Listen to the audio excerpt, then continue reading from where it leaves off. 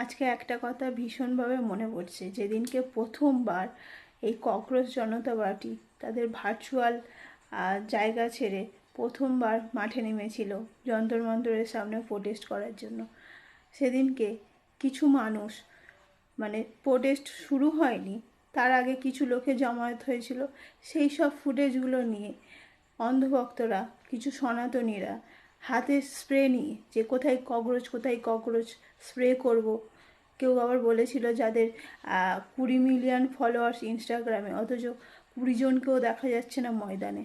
আজকের দিনে তারা বুঝতে পারছে এই ককরোচ জনতা পার্টির পথ চলা ইনস্টাগ্রাম থেকে শুরু হলেও আজকে পুরো দেশের মধ্যে ছড়িয়ে পড়েছে। দেশের কোনা কোনা থেকে সব ছেলে মেয়েরা গেছে এই যন্তর মন্তরের সামনে। আজকের হয়তো এতটা বাড়াবাড়ি কিছু হতো না যদি না সেদিনকে সোনাম বাংচু স্যারকে ওখান থেকে তুলে নিয়ে যেত ওইভাবে চাদরে মুড়ে। আজকের অনেকে এই কথাটা বলে যে আমাদের দেশটা কি নেপালের মতো করার ইচ্ছা আছে? আমার দেশটা যদি নেপালের মতো হয় তার জন্য এই সাধারণ জনগণ দায়ী থাকবে না, তার জন্য দায়ী থাকবে সরকার, আমাদের প্রশাসন।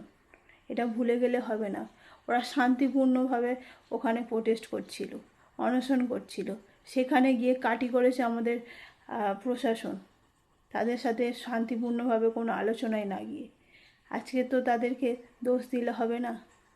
ছেলে মেয়েগুলোকে ককরোচ বলে উপহাস করেছিল, মজা করেছিল, তারা আজকে সংসদ ছেড়ে গাড়ি করে পালাতে হচ্ছে তাদেরকে। এরকম কোনো না পরিস্থিতি তৈরি হয় একদিন, যে দেশে থেকে এখন সংসদ ছেড়ে পালিয়ে যেতে হচ্ছে, তখন দেশ ছেড়ে না পালিয়ে যেতে হয়, সেই পরিস্থিতিটা তৈরি করবেন না।